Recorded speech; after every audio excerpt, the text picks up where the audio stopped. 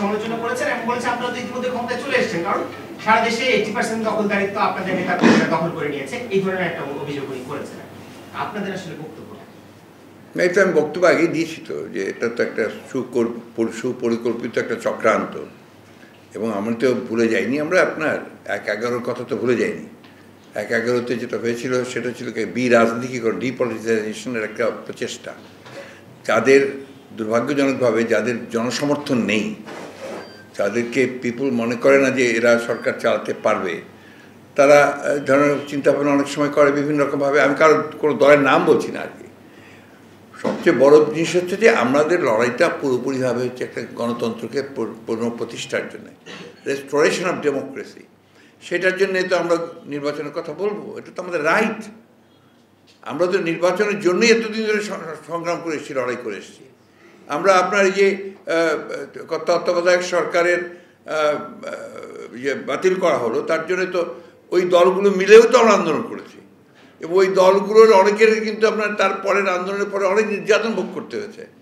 এমনকি আপনার তাদের অফিস টফিস আদালত সব বন্ধ করে দেওয়া হয়েছে, ঠিক না? তো এখন ওই আন্দোলনকে, ওই বিষয়কে বাদ দিয়ে তো আমি অন্য কোনো রাজনৈতিক চিন্তা এই মুহূর্তে করবো না। হ্যাঁ, আমি অবশ্যই বলেছি যে ইন্টারিম গভর্নমেন্ট এসছে এবং সেটা আন্দোলনের মধ্য দিয়ে এসছে, বিপ্লবের মধ্য দিয়ে এসছে।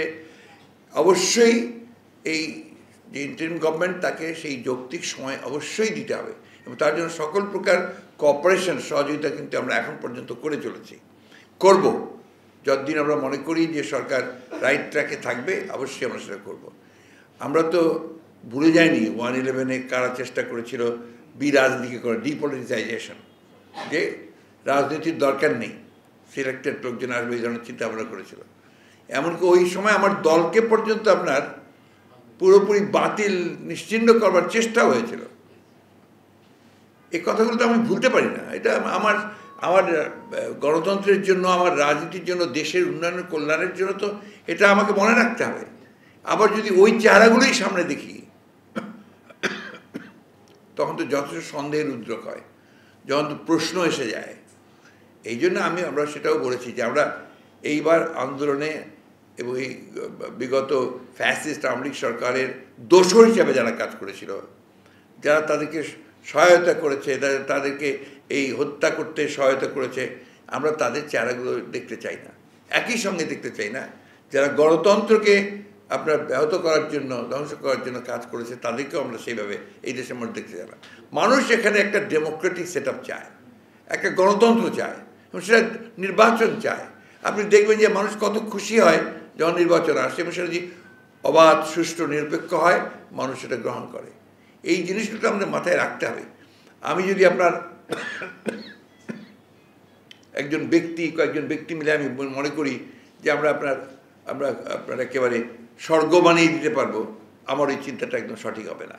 কারণ ইট দ্য পিপল, আলটিমেটলি জনগণ যারা ডিসাইড করবে যে দেশ কিভাবে চলবে। এটা সেই জন্য আমরা বিশ্বাস করি যে সংস্কারের দাবি তো আমরা তুলেছি। আমরা 31 দফা দিয়েছি, 31 দফাকে কমিয়ে 10 দফা হয়েছে, 10 দফা থেকে 1 দফা হয়েছে। নিশ্চয়ই আপনারা ভুলে যাননি, আমরা এটা নিয়ে রীতিমতো আন্দোলন করেছি। সারা বাংলাদেশ আমরা চষে বেরিয়েছি, এটা নিয়ে সমাবেশ করেছি, লক্ষ লক্ষ মানুষ এসেছে আমাদের 31 দফার পক্ষে। তো আমরা তো সংস্কার চাই, তো সেই সংস্কারটা তো অবশ্যই হতে হবে আপনার একটা জনগণের সমর্থন নিয়ে সমর্থিত হতে হবে। এই কথাগুলো আমরা বারবার বলেছি।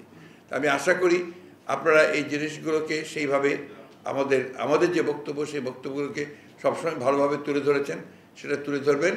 আর জনগণের মধ্যে যেন কোনো বিভাজন সৃষ্টি না হয়, আমি অনুরোধ করব সবাইকে যে তারা যেন এই ধরনের এমন কোনো বক্তব্য না দেন যে বক্তব্যগুলো কখনো বিভাজন সৃষ্টি করবে।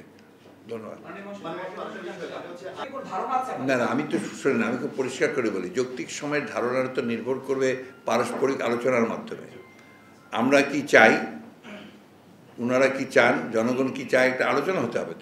তো সেই আলোচনার জন্য আমরা বলেছি যে সংলাপ হওয়া প্রয়োজন। বর্তমান সরকারের সঙ্গে আপনার রাজনৈতিক দলগুলোর অতি দ্রুত আলোচনা প্রয়োজন, এটা আমরা বলেছি, খুব জোর দিয়ে বলছি। আবারও আজকে বললাম যে অত্যন্ত দ্রুত আলোচনা হওয়া দরকার, নাহলে হবে কি আপনার অনেক মিসআন্ডারস্ট্যান্ডিং তৈরি হয়, এবং সব কিছু তো আপনার পাবলিকলি হয় না, অনেক সময় আলোচনার মাধ্যমে অনেক কিছু বেরিয়ে আসে। প্রধান উপদেষ্টা তো নিজেই বলেছেন যে এটা একটা এই যে দীর্ঘকাল সংগ্রাম করেছি, লড়াই করেছি, 15 বছর ধরে করছি, উদ্দেশ্য তো আমাদের একটা ছিল, কি সেটা রেস্টোরেশন অফ ডেমোক্রেসি, গণতন্ত্রের পুনরুদ্ধার।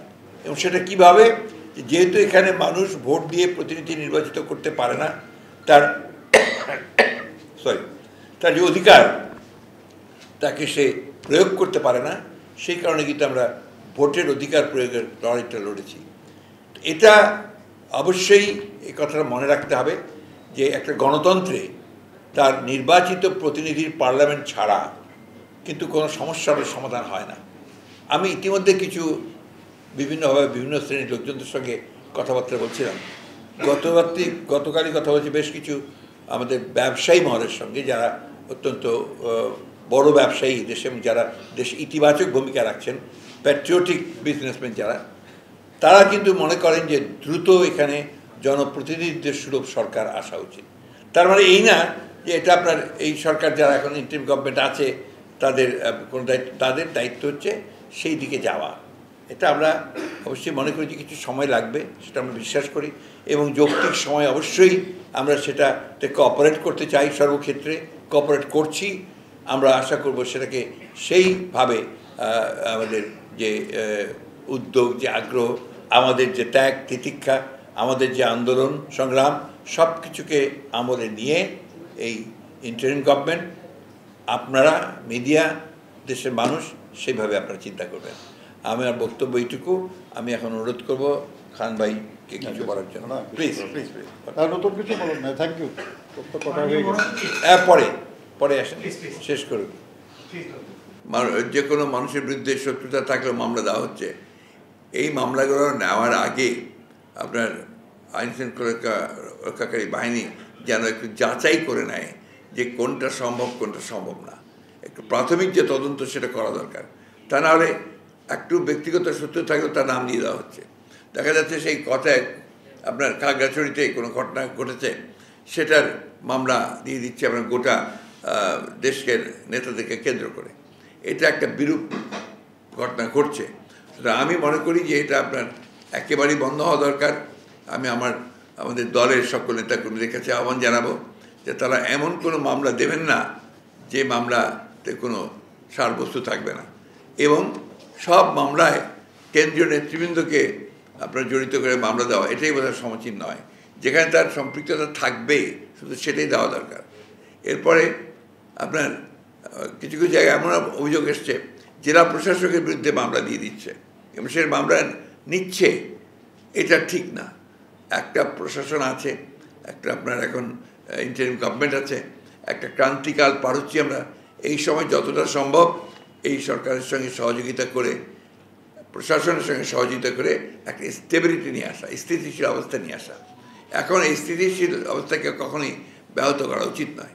এটা আমরা আহ্বান জানাবো যে আমাদের দল, এদের কর্মী, নেতাকর্মী, অন্যান্য দলের নেতাকর্মী, একই সঙ্গে জনগণ যেন আপনার এই বিষয়গুলো অবশ্যই বিরত থাকেন এবং যেটা সত্য সেটাই শুধুমাত্র তারা মামলা করে নিয়ে আসেন।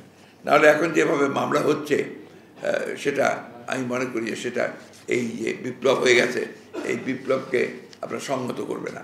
এবং আমরা যে উদ্দেশ্য আমাদের যে একটা আপনার এই ইন্টারিম গভর্নমেন্ট সংস্কারগুলো করে তারা একটা নির্বাচনের দিকে যাবে, সেই উদ্দেশ্যটা অনেক সময় ব্যাহত হওয়ার সম্ভাবনা আছে।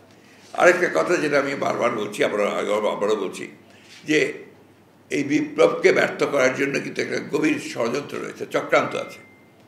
আপনারা লক্ষ্য করে দেখবেন যে বিদেশ থেকে, বিশেষ করে পার্শ্ববর্তী বিশেষ ভারত থেকে এমন কতগুলো প্রচারণা চালানো হচ্ছে যে প্রচারণাগুলোর দিকে যেন বাংলাদেশের যে বিপ্লব সেটাকে তারা নস্যাৎ করতে চায়। কতগুলো পলিটিক্যাল ইস্যুকে তারা কমিউনাল ইস্যু বানাতে চায়, যেটা একেবারেই গ্রহণযোগ্য না। আপনার প্রথম দিকে যে ক্যাম্পেইন চালানো হয়েছে যেখানে মাইনরিটিদের উপর অত্যাচার নির্যাতন চলছে, এর বোধহয় 1-2% সঠিক না।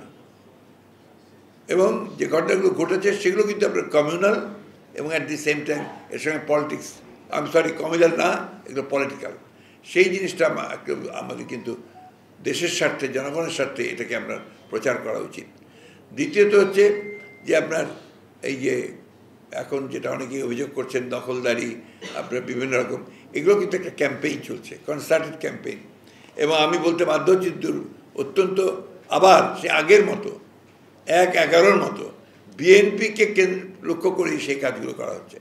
এটা আমি মনে করি যে এটা অত্যন্ত একটা অন্যায় হচ্ছে, অবিচার হচ্ছে। কারণ বিএনপি গত 15 বছর ধরে এই দেশের গণতন্ত্রকে পুনরুদ্ধারের জন্য সবচেয়ে বেশি ট্যাক্স স্বীকার করছে। বিএনপির চেয়ারপারসন 6 বছর জেলে ছিল এবং সম্পূর্ণ মিথ্যা একটা ফেক মামলায়। ভারপ্রাপ্ত চেয়ারম্যান বিদেশে নির্বাসিত অবস্থায় আছে। আমার এখানে আমাদের শীর্ষ নেতারা একজনও বাকি নেই যারা জেলে 2-3 বার 4 বার 5 বার 10 বার 11 বার যায়নি। এবং তার পরবর্তী স্তরের নেতারা 124, 140, 150, এমনকি 326টা পর্যন্ত মামলা রয়েছে। সাজা হয়েছে প্রায় 2500 নেতাকর্মীর বিরুদ্ধে। গুম হয়ে গেছে আমাদের 700-800 নেতাকর্মী। হত্যা হয়েছে, নিহত হয়েছে, শহীদ হয়েছে প্রায় আপনার মোর দেন 2500। গ্রেফতার হয়েছে হাজার হাজার, একটা সময় আসে আর গ্রেফতার হয়ে যায় 36,000, 28,000 মতো একই সঙ্গে। এই বিষয়গুলো